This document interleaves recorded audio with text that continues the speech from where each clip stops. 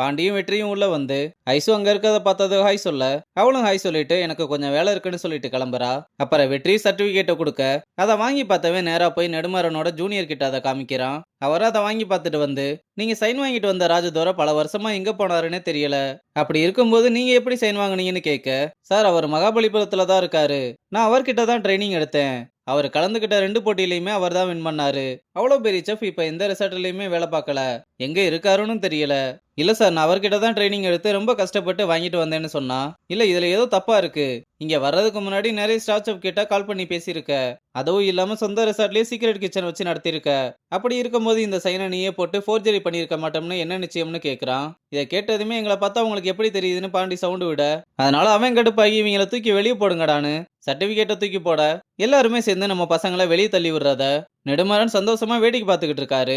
வெளியே வந்ததுமே பாண்டி ஜூனியர் நெடுமாறன் கூட பேசிக்கிட்டு இருக்கதை பார்த்ததும், டே அங்க பாரு, உள்ள நடந்த இந்த சம்பவத்துக்கு நெடுமாறன் தான் காரணம். இவனுக்கு அப்படி என்னதான்டா பிரச்சனைன்னு கடுப்பாகிறான். இதனால வெற்றியே ரொம்ப சோகமா இருக்கும்போது அப்ப ஆட்டோல வந்து துரை இறங்குனதும் அவர்கிட்ட விஷயத்த சொல்ல வந்தா, உள்ள என்ன நடக்கும்னு எனக்கு தெரியும், நீ வாடான்னு சும்மா 3 பேரும் ஸ்லோ மோஷன்ல மாசா நடந்து வந்து, வெற்றியை நான் தான் ட்ரெயின் பண்ணியிருக்கேன், அவனோட பேரை இதுல சேர்த்துக்கோங்கன்னு சொன்னா, நீங்க யார் ஃபர்ஸ்ட்?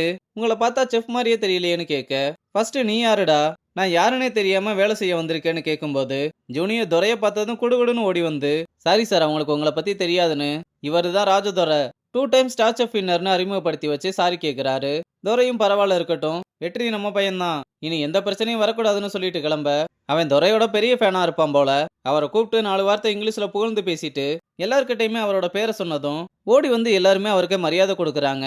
துரையை இதுக்கு முன்னாடி யாருமே பார்த்தது இல்லைனாலும் அவரோட பேரை தெரியாதவன் எவனுமே இருக்க மாட்டான் போல.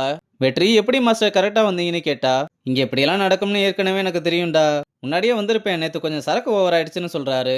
அப்ப நெடுமாறனை பார்த்தது ஹாய் நெடுமாறன் அவரோட பேரை சொல்லி கூப்பிட, என்னடா நெடுமாறனே பேரை சொல்லி கூப்பிடுறாருன்னு பாண்டி கழியிறான். ஆனா 2 பேருக்குமே நல்ல பழக்கம் போல. துரையும் என்னடா தலைமுடியெல்லாம் காணோம், வாழ்க்கையில அவ்வளவு டென்ஷனானு கேட்டா, என்னடா பண்றது, வேலை அப்படி.